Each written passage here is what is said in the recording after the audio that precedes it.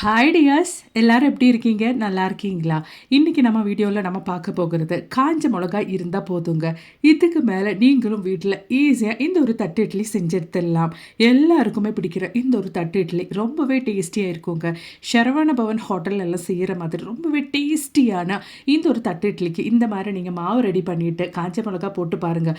வீட்டில் இருக்கிற எல்லாரும் ஆச்சரியப்படுவாங்க. அவ்வளோ பர்ஃபெக்டாக நம்மளும் வீட்டில் சரவண பவன் ஹோட்டலில் செய்கிற மாதிரி இட்லியும் சட்னியும் செஞ்சு எடுத்துடலாம். அதுவும் தட்டு இட்லி இவ்வளோ டேஸ்ட்டாக செய்ய முடியுமான்னு நீங்களே ஆச்சரியப்படுவீங்க. அப்போ நமக்கு டைம் வேஸ்ட் பண்ணாமல் நேராக வீடியோக்குள்ளே போயிடலாம். அதுக்கு முன்னாடி வீடியோ பார்க்குற புது வியூவர்ஸ் யாராச்சும் இருந்தால் மறக்காம இந்த சேனலை சப்ஸ்கிரைப் பண்ணி சப்போர்ட் பண்ணுங்கள் ஃப்ரெண்ட்ஸ். அப்போ நமக்கு டைம் வேஸ்ட் பண்ணாமல் நேராக வீடியோக்குள்ளே போயிடலாம். நம்மளோட முதல் டிப்பு பார்த்துடலாங்க. நிறைய பேர் இந்த மாதிரி ஸ்பெக்ஸ் யூஸ் பண்ணுவாங்க. நிறைய யூஸ் பண்ணி பார்த்தா அந்த ஒரு ஸ்பெக்ஸில் நமக்கு அந்த ஒரு கிளாரிட்டி இருக்காது. நம்மளோட விஷயம்ல நிறைய இதுக்காக வேண்டிட்டு சொல்யூஷன் எல்லாம் மார்க்கெட்டில் அவைலபிளாக இருக்குது. அந்த மாதிரி இல்லாமல் நம்ம வீட்டில் இருக்கிற இந்த ஒரு வேஸ்லின் நீங்கள் போட்டுட்டு ஜஸ்ட் அந்த ஸ்பெக்ஸோட எல்லா பகுதியிலும் படுற மாதிரி நல்லா ஸ்ப்ரெட் பண்ணிவிட்டு ஒரு டிஷ்யூ பேப்பர் அப்படி இல்லைன்னா காட்டன் எடுத்து நல்லா வைப் பண்ணி எடுத்துட்டிங்கன்னா நல்லா கிளியரான ஸ்பெக்ஸ் உங்களுக்கு கிடச்சிருங்க. ரெகுலராக ஸ்பெக்ஸ் யூஸ் பண்ணுறவங்களுக்கு ரொம்பவே பயனுள்ள ஒரு டிப்பு தாங்க இது. கண்டிப்பாக ட்ரை பண்ணுங்க. நல்லா கிளியராக இருக்கும். வஸ்லைன் போட்டு நீங்கள் இந்த மாதிரி உங்கள் கண்ணாடி தொடச்சி எடுத்துட்டீங்கன்னா கண்டிப்பாக எவ்வளோ வருஷம் ஆனாலும் உங்களோடது கண்ணாடி அதுக்கப்புறமேட்டு புதுசாக மாறிடும். ட்ரை பண்ணி பாருங்க. அப்போ நமக்கு நம்மளோடது அடுத்த டிப் ஒன்று பார்த்துடலாங்க. ரொம்பவே ஹெல்தியான இந்த ஒரு லேடிஸ் ஃபிங்கர் அப்படி இல்லைன்னா வெண்டைக்காய் நம்ம சமைக்கிற டைமில் நிறைய பேருக்கு அது ஒரு பிடிக்காத விஷயம். அதோட அந்த வலுவலுப்பு தன்மை தான்.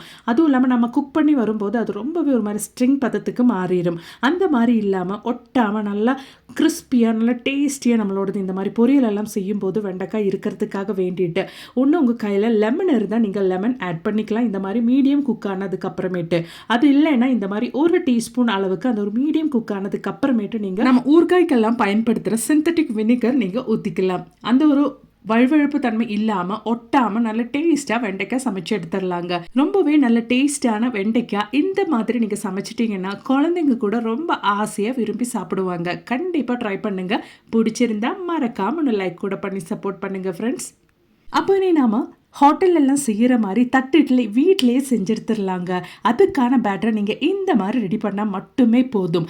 அதுக்காக வேண்டி நம்ம மாவு ரெடி பண்ணுறதுக்காக நீங்கள் பேக்கிங் சோடா, ஈனோ, ஈஸ்ட்டு எதுவுமே நீங்கள் போட வேண்டாம். ரொம்ப ஹெல்த்தியான முறையில் குழந்தைங்களுக்கும் வீட்டில் இருக்கிற எல்லாருக்கும் பிடிக்கிற மாதிரி ஹெல்த்தியாக நம்மளோட தட்டு இட்லி நம்ம செஞ்சிடலாம். பாருங்கள், அவ்வளோ சாஃப்டாக பஞ்சாட்டம் இருக்கிற இந்த ஒரு இட்லி நம்ம எப்படி செய்யலாம் அப்படின்றத பார்க்கலாம். நீங்கள் வீடியோ ஸ்கிப் பண்ணாமல் பார்த்தா தான் அது உங்களுக்கு புரியும். வாங்க வீடியோக்குள்ளே போயிடலாம். அதுக்காக வேண்டிட்டு நான் அளவுக்காக இந்த ஒரு பவுல் தாங்க எடுத்திருக்கேன். இந்த பவுல்ல 2 பவுல் அளவுக்கு பொன்னி அரிசி தாங்க, பொன்னி புழுங்கல் அரிசி தான் நம்ம எடுத்திருக்கோம். 2 பவுல் அளவுக்கு நம்ம எடுத்திருக்கோம். பொன்னி அரிசி சேர்க்கும் போது தான் நல்ல டேஸ்டா இருக்கும் நம்மளோடது தட்டு இட்லி. அது மாதிரியே பொன்னி பச்சரிசி தாங்க நான் இங்க சேர்த்திருக்கேன். பொன்னி பச்சரிசி நான் இங்க 2 பவுல் அளவுக்கு சேர்த்திருக்கேன். அப்ப நாம இங்க பொன்னி புழுங்கல் அரிசி 2 பவுல், அது மாதிரி பொன்னி பச்சரிசி 2 பவுல் சேர்த்திருக்கோம். நம்மளோடது ரெசிபிக்கு பொன்னி புழுங்கல் அரிசி பொன்னி பச்சரிசி இருந்தால் தான் அவ்வளோ நல்ல ஹோட்டலில் செய்கிற மாதிரி அதே டேஸ்ட்டில் நமக்கு கிடைக்கும். இப்போ நம்மளோடது பொன்னி புழுங்கல் அரிசி நம்ம நல்லா வாஷ் பண்ணி எடுத்துட்டோம். இதுக்கப்புறமேட்டு நம்ம ஊற வைக்கிறதுக்காக வேண்டிட்டு தண்ணி ஊற்றிக்கலாம். நல்லா வாஷ் பண்ணிட்டு நம்ம ஊற வச்சா தான் அதே தண்ணியில் நம்ம அரைச்சி எடுத்துக்கிறதுக்கு வசதியாக இருக்கும். இனி நம்ம ஒரு 4 ஹவர் டைமுக்கு நம்ம இதை ஊற வைக்கிறதுக்காக மாற்றி வச்சிடலாம். இதே டைமுக்கு நமக்கு இதுக்கு தேவையான உளுந்து கூட ஊற வைக்க போகிறோங்க. உளுந்து நாம இந்த ஒரு பவுலில் 3/4 பவுல் அளவுக்கு தான் எடுத்திருக்கோம். இதே பவுலில் 2 பவுல் அளவுக்கு பொன்னி புழுங்கல் அரிசி, பொன்னி புழுங்கல் பச்சரிசி, அது மாதிரி அதே பவுலில் 3/4 பவுல் அளவுக்கு உளுந்து சேர்த்துருக்கேன். உளுந்து நல்லா வாஷ் பண்ணிட்டு நம்ம இந்த மாதிரி ஊற வைக்கிறதுக்காக தண்ணி தேவையான அளவுக்கு ஊற்றிக்கலாம். அப்போ அதே தண்ணியில் நம்ம உளுந்து அரைச்சி எடுத்துடலாம். இந்த டைமுக்கு வெந்தயம் கூட ஒரு 1/2 டீஸ்பூன் அளவுக்கு நம்ம சேர்த்துக்கலாம். வெந்தயம் நான் ஆல்ரெடி வாஷ் பண்ணி ட்ரை பண்ணி வச்சதுனால அது டைரெக்டாக நான் சேர்த்துட்டேங்க. உளுந்து நாம ஊற வைக்கிறது ஃப்ரிட்ஜில் தாங்க வைக்க போகிறோம். ஏன்னா ஃப்ரிட்ஜில் நம்ம வச்சு எடுத்துட்டோம்னா நல்லா கூலிங்காக இருக்கும். மிக்சியில் அரைக்கும் போது மிக்சி சூடாகாது. அதனாலே நம்மளோட பேட்டர் நல்லா பர்ஃபெக்டாக நமக்கு கிடைக்குங்க. அவ்வளோதான், 4 ஹவர் டைம் முடிஞ்சிருச்சு. நம்மளோடது உளுந்தும் அது மாதிரி வெந்தயம் நல்லா ஊறி வந்துருச்சு. நல்லா கூலிங்காகவும் இருக்குது. இதுக்காக வேண்டிட்டு நம்ம கிரைண்டர் வேணும்னு அவசியமே இல்லைங்க. நம்ம கையில் இந்த மாதிரி மிக்சி ஜாரில் ஈஸியாக நம்ம அரைச்சி எடுத்துடலாம். லிட்டர் கணக்கில் மாவு இருந்தாலும் நீங்கள் இந்த ஒரு முறையில் அரைச்சி எடுத்துட்டிங்கன்னா எவ்வளோ மாவு வேணாலும் நீங்கள் மிக்சி ஜாரில் அரைச்சி எடுத்துடலாம். எந்த பிரச்சனையும் இருக்காது. மாவு நல்ல ஃபைனாகவும் அரைச்சி எடுத்துடலாம். நீங்கள் உளுந்து அரைக்கும் போது இந்த மாதிரி நல்ல மையாட்டம் அரைச்சி எடுத்துக்கோங்க. இப்போ நம்ம அரைச்சி எடுத்த அந்த உளுந்து ஒரு பாத்திரத்துக்கு ட்ரான்ஸ்ஃபர் பண்ணிடலாம். இதுக்கப்புறமேட்டு நம்ம உளுந்து அரைச்ச அதே மிக்ஸி ஜாரில் நம்ம ஊற வச்ச பொன்னி புழுங்கல் அரிசியும் அது மாதிரி பொன்னி பச்சரிசியும் போட்டு நல்லா அரைச்சி எடுத்துடலாம். இது நீங்கள் கோஸாக அரைச்செடுத்தால் போதும். அப்போ தான் நம்மளோடது இட்லி நல்ல டேஸ்ட்டாக பர்ஃபெக்டாக நமக்கு செட் ஆகும். அரிசியும் நம்ம கோல்ஸா அரைச்சி இந்த மாதிரி உளுந்து கூட சேர்த்து ஊற்றிட்டோம். இதுக்கப்புறமேட்டு இது நல்லா பர்ஃபெக்டாக பொந்தி வர்றதுக்காக வேண்டிட்டு நமக்கு தேவையானது இந்த மாதிரி காஞ்ச மிளகா தாங்க. காஞ்ச மிளகா நல்லா வாஷ் பண்ணிவிட்டு நம்ம அது மாவுக்குள்ளே போட்டு விட்டு நல்லா ஒன்று மிக்ஸ் பண்ணி எடுத்தால் போதும். அதோட காம்பு நாம் எடுத்துடணும், அவ்வளோதான். இப்போ 3 காஞ்ச மிளகா நான் போட்டுட்டு நல்லா ஒன்று மிக்ஸ் பண்ணி விட்றேங்க. அவ்வளோதான். ஓவர் நைட்டு நம்ம ரெஸ்ட் பண்ணி வச்சா போதும். அப்படி இல்லைன்னா ஒரு 8 ஹவர்ஸ்க்கு நம்ம வச்சா போதும். நல்லபடியாக நம்மளோடது மாவு பொந்தி வந்துடுங்க. நல்லா புளிச்சு பர்ஃபெக்டாக வந்துடும். ஹோட்டல்ல எல்லாம் செய்யற ஒரு சீக்ரெட்டான ஒரு மெத்தடுங்க. கண்டிப்பா நீங்களும் வீட்டில் இதை ட்ரை பண்ணி பாருங்க. இது நல்லா புளிச்சு வரட்டும். இந்த ஒரு டைமுக்கு நம்மளோடது தட்டு இட்லிக்கு டேஸ்டியான குயிக்காக செய்யக்கூடிய ஒரு சட்னியோட ரெசிபி கூட பார்த்துடலாம். அதுக்காக வேண்டிட்டு ஒரு 2 டேபிள் ஸ்பூன் அளவுக்கு கடலை தாங்க நான் எடுத்திருக்கேன். வேறு கடலை தான் எடுத்திருக்கேன். அதோடவே 2 டேபிள் ஸ்பூன் அளவுக்கு பொட்டுக்கடலை கூட சேர்த்துருக்கேன்.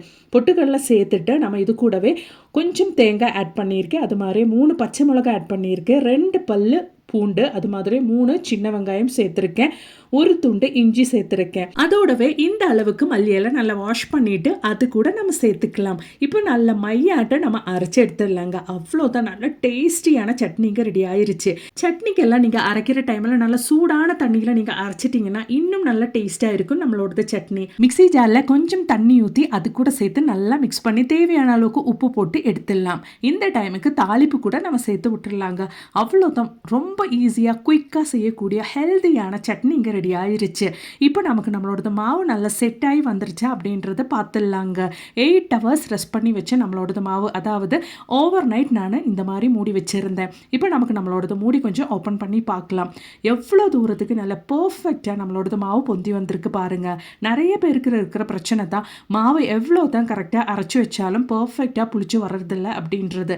நீங்கள் ஒரு டைம் காஞ்ச மிளகா இந்த மாதிரி ஒன்று ட்ரை பண்ணி பாருங்கள். எப்படி இருந்தாலும் உங்களோடது மாவு கிளைமேட் கூட ரொம்ப டல்லாக இருந்தால் கூட, சூடு இல்லாத கிளைமேட்டாக இருந்தாலும் காஞ்ச மிளகா நீங்கள் போட்டு வச்சு பாருங்கள்.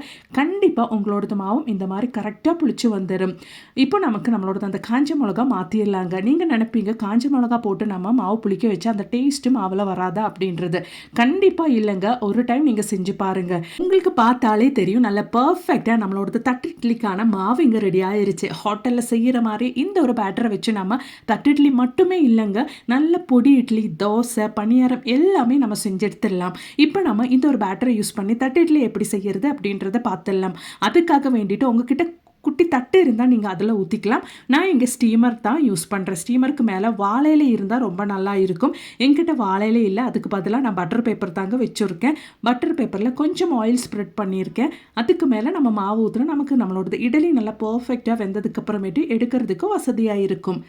இப்போ நம்மளோட பேட்டர் நம்ம ஊற்றிக்கலாங்க. அவ்வளோதான். ரொம்பவே டேஸ்டியான தட்டு இட்லிக்கான மாவு ரெடி ஆயிடுச்சு. நம்ம இந்த மாதிரி ஊற்றி எடுத்துடலாம். உங்ககிட்ட குட்டி குட்டி தட்டு இருந்தால் அதில் கூட நீங்கள் இந்த மாதிரி ஊற்றிட்டு இட்லி பாத்திரத்தில் வச்சு ஸ்டீம் பண்ணி எடுத்துடலாம். இந்த முறையிலும் நீங்கள் செஞ்சுட்டிங்கன்னா அவ்வளோ நல்லா இருக்கும். இட்லி எல்லாம் வேகிற அதே டைம் போதுங்க நம்மளோட தட்டு இட்லி வேகிறதுக்கும். அவ்வளோதான். நம்மளோட தட்டு இட்லி நல்லா வெந்து வந்தாச்சு. ஜஸ்ட் இப்படி திருப்பி போட்டுட்டிங்கன்னா தட்டு இட்லி அழகாக அந்த தட்டில் இருந்து விட்டு வந்துடும் இந்த மாதிரி. அதுக்கப்புறமேட்டு நம்ம பட்டர் பேப்பர்ன்றதுனால இந்த மாதிரி எடுத்துடலாம் சூடாகவே. வாழை இலையாக இருந்தால் நம்ம ஈஸியாக அதை எடுக்கிறதுக்கு வசதியாக இருக்கும். நீங்கள் கண்டிப்பாக வாழை இலையிலே ட்ரை பண்ணுங்கள். அப்போ அதோட ஸ்மெல்லும் டேஸ்ட்டும் இன்னும் வித்தியாசமாக நல்ல டேஸ்ட்டாக இருக்கும். எவ்வளோ பஞ்சாட்டம் நல்லா சாஃப்டாக நம்மளோட தட்டு இட்லி ரெடி ஆயிடுச்சு பாருங்கள். கண்டிப்பாக நீங்களும் வீட்டில் இந்த மாதிரி ஒன்று செஞ்சு ட்ரை பண்ணி பாருங்கள். இந்த ஒரு வீடியோ உங்களுக்கு மிகவும் பயனுள்ளதாக இருந்துச்சுன்னு தோணுச்சுன்னா மறக்காமல் உங்கள் ஃப்ரெண்ட்ஸ் அண்ட் ஃபேமிலி கூட ஷேர் பண்ணி சப்போர்ட் பண்ணுங்கள். அது மட்டுமே இல்லாமல் நிறைய வீடியோஸ் நான் என் சேனலில் ஆட் பண்ணியிருக்கேன். கொஞ்சம் செக் பண்ணி பாருங்கள். தேங்க்ஸ் ஃபார் வாட்சிங்.